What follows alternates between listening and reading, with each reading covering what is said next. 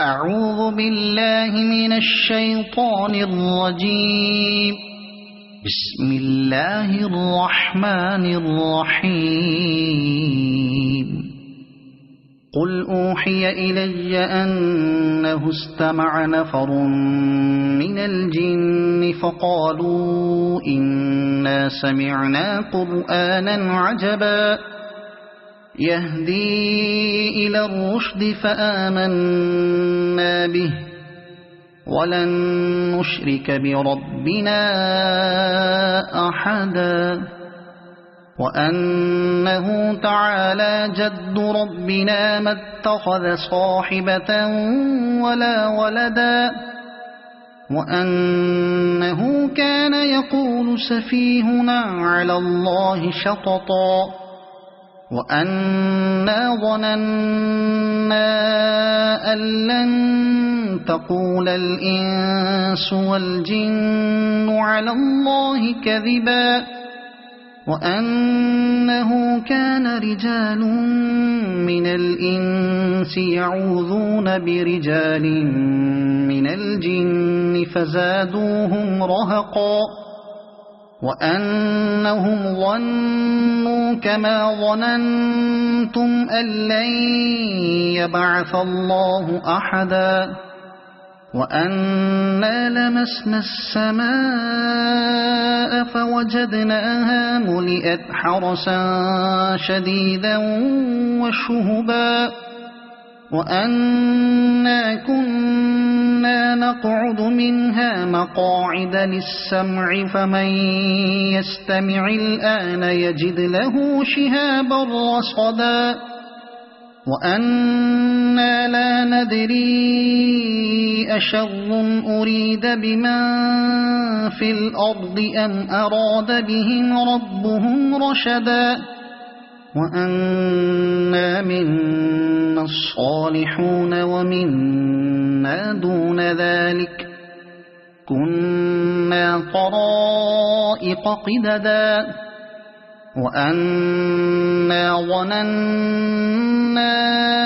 أن لن نعجز الله في الأرض ولن نعجزه هربا وأنا لما سمعنا الهدى آمنا به فمن يؤمن بربه فلا يخاف بخسا ولا رهقا وأنا منا المسلمون ومنا القاسطون فمن أسلم فأولئك تحروا رشدا وأما القاسطون فكانوا لجهنم حطبا وأن لو استقاموا على الطريقة لأسقيناهم ماء غدقا لنفتنهم فيه ومن يعرض عن ذكر ربه يسلكه عذابا صعدا وأن المساجد لله فلا تدعوا مع الله أحدا وأنه لما قام عبد الله يدعوه كادوا يكونون عليه لبدا قل إنما أدعو ربي ولا أشرك به أحدا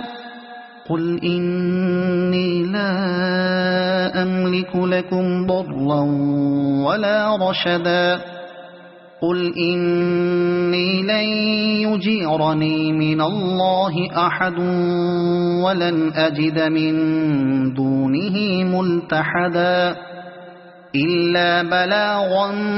من الله ورسالاته ومن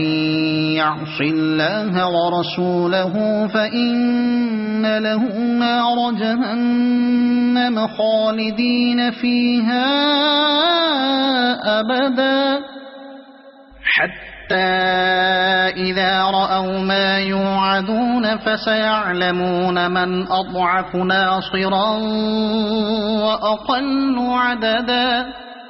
قل إن أدري أقريب ما توعدون أم يجعل له ربي أمدا عالم الغيب فلا يظهر على غيبه أحدا إلا من ارتضى من رسول فإنه يسلك من بين يديه ومن خلفه رصدا ليعلم أن قد أبلغوا رسالات ربهم وأحاط بما لديهم وأحصى كل شيء عددا صدق الله العظيم.